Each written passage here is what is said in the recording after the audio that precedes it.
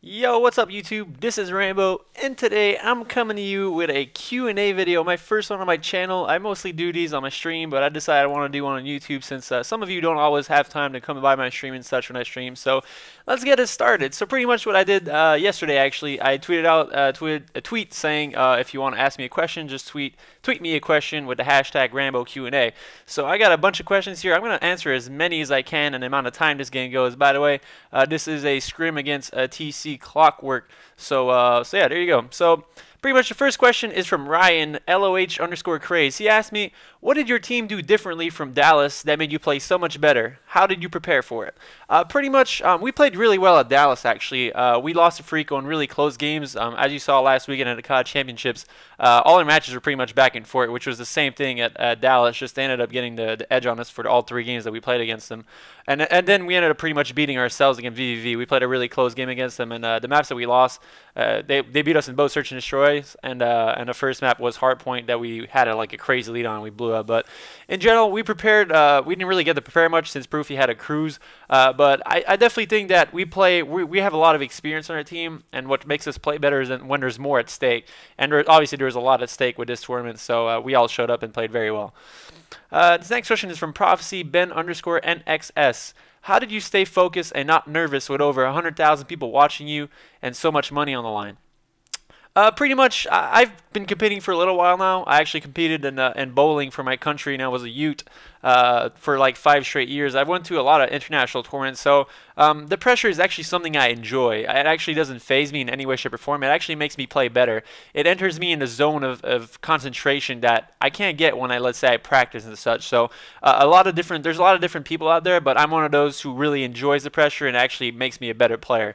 And you don't really think about the money and the amount of people watching you when you play. It's pretty much you in the game and your team trying to achieve whatever you're trying to achieve, which is win, obviously. The next question is from Ryan Mojica, Marley Mehola Murky. What so y'all think? Okay, what do we think we did wrong, and what can we improve on? I mean, individually, I think we all played very well. I think we really need to improve on situational plays as a team, as to where we're not always on the same page in certain situations. We haven't been a team for very long.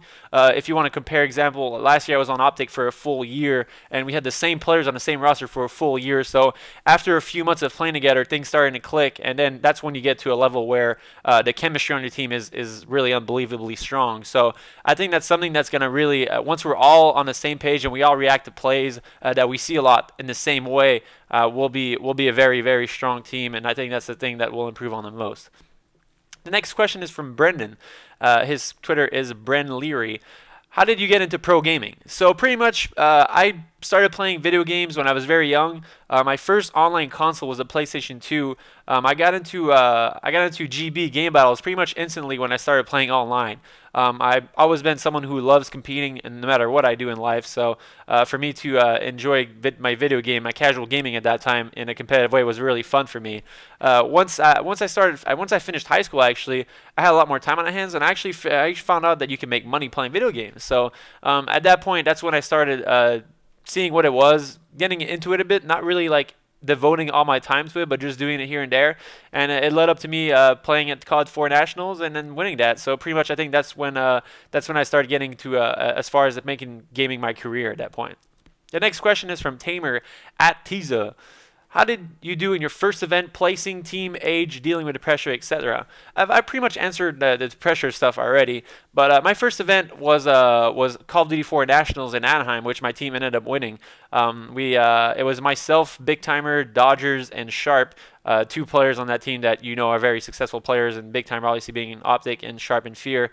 And I was 19 at the time, actually. That was my first big event, and it was a really fun time for me. It was the crazy experience. Your first event is definitely going to be your best event as far as like enjoying the experiences. It's unparalleled. Jordan asked me, his Twitter is TKOX Iconic. He asked me, what is the main source of your success?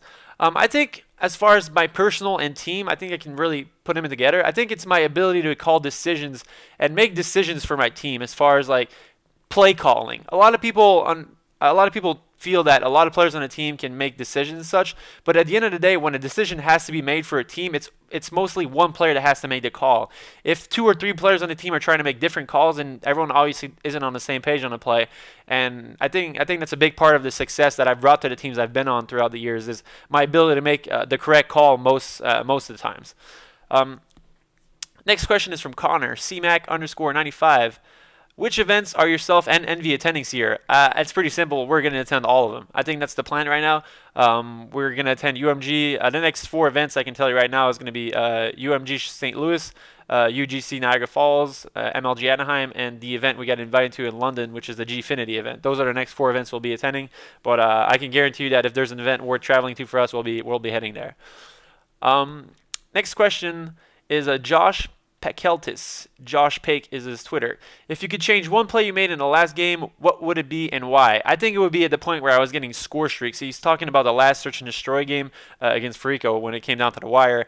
I think it's when I was so close to score streaks, take it a little bit slower and not necessarily go for that that clutch round. If I would have got score streaks, it would have given my team a good chance of winning the game. So I think that's really one point that I wasn't really paying attention to. I was really more taking for the win and not really for my personal streaks at that point, which probably would have been it would have been obviously a gamble, but maybe a better gamble than going for the clutch. Let's see. I got a bunch of questions. I'm gonna try to take. So Alan David, ALN Dave, a player actually we played against, I believe. He was on the Team Rising. How did you plan that hardpoint raid? You defeated Frico in a perfect way. How did you strategize it? Pretty much, we came down to the point where why we were so good at hardpoint this weekend was because we came down to the basics. We didn't go overly crazy on what we've been doing, and that's probably like the only benefit I saw from not being able to play all week before the event. We weren't able to practice due to Proofy being on that cruise, so when it came down to the event, we didn't really do anything specific or special. We just came down to playing the game, how we learned how to play it so far, and pretty much just went to the basics. Rotate this way, do this, do that, and we all did it perfectly instead of like trying to do trying to be too specific on rotations. We just did it the way that we learned how to do it. So I think that was one of the big reasons why we won that raid against them, is because we outplayed him in the basics. We were always controlling spawns. We were always ahead of them in the rotation. And we were always getting our kills on the rotation, which was a huge part of why Frico was really good at that map, because they rotate really well. Jarek Van Voogd. His Twitter is Jarek KO. Man, I can't really spell this. Sorry, buddy. But he asked me, how did you experience the final versus Frico Impact? It was definitely the best match in my career. It was the most fun I've ever had playing Call of Duty on a competitive level on the biggest stage. I think any player would have loved being in my position there. Regardless of we won or lost, obviously losing is not fun, but I definitely had tons of fun playing that final. I think it was, I mean, I can't even imagine how fun it was to watch, but it was incredible. And being part of that, all that show and such was an awesome experience, and I would love to relive it every day of my life if I could. Let's see. Okay, Bloodshot Bullet asked me, what advice would you give a player planning on going to his first event soon?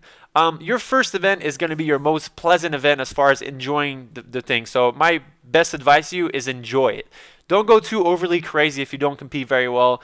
Don't sit in your room if you're bummed out about not doing well. Enjoy the event, because events are not only for playing. When I go to an event, it's not all about the playing. It's about enjoying, watching other teams play, talking to people you haven't met yet. Like, I mean, if it's your first event, you probably haven't met a lot of people you play with online. So getting to enjoy chilling with those players, your teammates and such, is an awesome experience for the first time.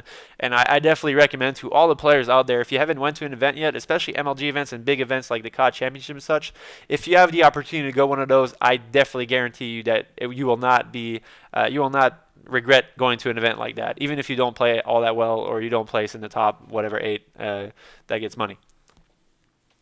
Mike Sullivan asked me, we all know shooting bodies is a diss, but at COD Champs where you were all so tight, was it done jokingly for fun?